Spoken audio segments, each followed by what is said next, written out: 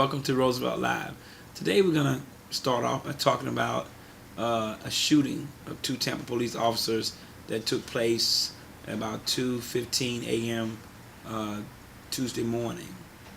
And apparently Officer Davis and Officer Jeffrey was just on a routine traffic stop as far as pulling over the vehicle. I guess a 94 Camry that couldn't see the license tag, and simply called for backup because the guy seemed to have a misdemeanor warrant, and called for backup. And unbeknownst to them, the guy obviously explodes and just shoots and kills both officers. One died later by release from life support, and the other one died, I guess, at the scene.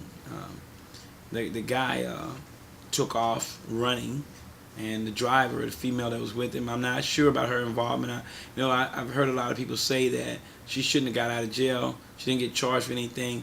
But sometimes you can't be sure whether or not the person was just because they knew the individual doesn't mean they knew that they were going to pull out a weapon and start shooting. So I think until we hear more about her involvement and what it is, I have to disagree with some of the people that I've heard saying that she shouldn't be let out because she's an accessory to double murder. But sometimes, are you an accessory to double murder and knowing so, or you just happen to be giving someone a ride and they do something really, really cuckoo, and you wind up in a bad situation? Now, I know she took off, and that didn't look good, and I'm not sure she took off because she was scared. I'm not sure she took off because she thought her life was in danger. I know if I saw two people get shot, I don't know what I would have done either.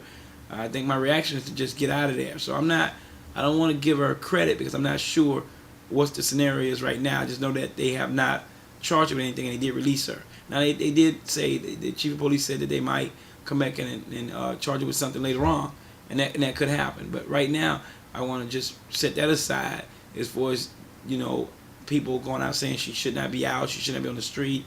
I even heard the mayor say that it's hard to swallow that she's on the street. Basically, I'm paraphrasing, but until we find out what happened, because I wouldn't want to be in a situation where I gave somebody a ride, which normally I don't, and if I did, I would really know you, and I don't deal with criminals, so odds of me giving a criminal a ride would be zero.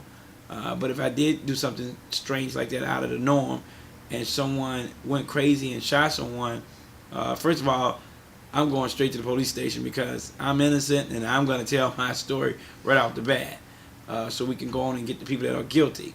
But I wouldn't want people to say, well, Roosevelt must be guilty because he was riding that person around. So I want to reserve judgment until we can find out more about her involvement with this individual. Morris, I think his name is. I understand that the guy had been arrested 18 times for a plethora of crimes. Not just anything, but major crimes.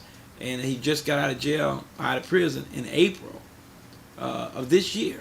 I do believe, after serving 27 months. Even though I understand there was a warrant out in Jacksonville for, I think, worthless check writing, but somehow when they released him, they didn't know the warrant was there. And I know I've heard conversations that if they knew the warrant was there, they wouldn't have released him. But I mean, this is a system where computers and people, and if folks are not checking, then they're not going to know. And yes, if they would have checked, perhaps he wouldn't have been on the street at 2 a.m. on Tuesday morning, where he was able to commit this heinous crime against two defenseless officers that never had a chance to defend themselves or even pull their weapons. And I just want to take time to, from Roosevelt Live, give our condolences to the families of both officers, as well as to, not condolences, but yet my sympathy toward the parents and relatives of Mr. Morris, because unfortunately for them, they have a bad seed. And I know I have heard from their family members saying that they're not those type of people, and his actions is not a reflection on them. It's not how they are, and I understand that, and I hope that the public don't bash the family, the aunt, the parents, because he's a grown man and his actions was his actions, and he deserved to be punished for those actions. There's no doubt about that. And I know Officer Curtis that had a wife and 4 sons, and the youngest being 8 months old, and this guy just shattered her life and her 4 kids' life. And Officer Jeffrey, their wife, was 9 months pregnant, and her child is never gonna have an opportunity to meet his or her father. And that's terrible. This guy has destroyed the lives of many by his actions. And I'm not sure if something else is going on with him, because just a misdemeanor infraction, would that cause you to start shooting people? So it's rumored that he may have had some other type of crimes out there that he was trying to conceal, and that would maybe cause him to do what he did. But still, there's no justification for it. The guy needs to turn himself in. It's only a matter of time. The billboards are out. 6 of the electronic billboards in Tampa, 2 in Orlando, 2 in Miami. He's not going to be able to run forever. He can't probably have too many places to go.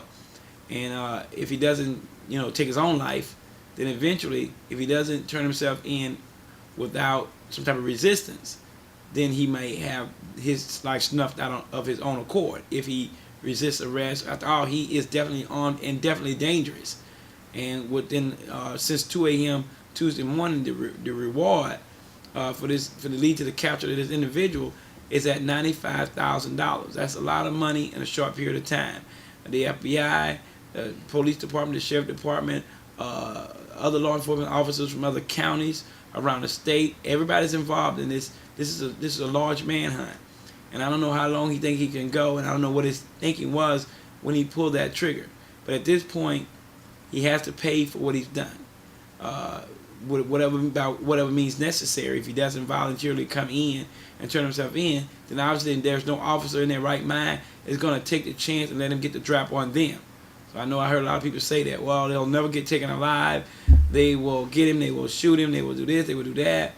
But I'm not, as many things I've said in the past that I don't like, if I was an officer, I'm not going to take a chance on this guy getting the drop on me. So if it takes me pulling my weapon first, then he's already proven that he's willing to kill twice. So, and maybe, who knows, maybe more than that, but in this case, twice. And he knows the consequences of killing, and he definitely knows the consequences of killing law enforcement people. So he knows what that carries if he is brought in alive. He knows what that's going to get him. Obviously, the death penalty. There would be no other thing it could get him. But as far as the young lady's concerned right now, I just hold back on my conversation about her until I find out what her involvement is. Because if she did help him elude police officers, then she obviously going to have a problem of her own.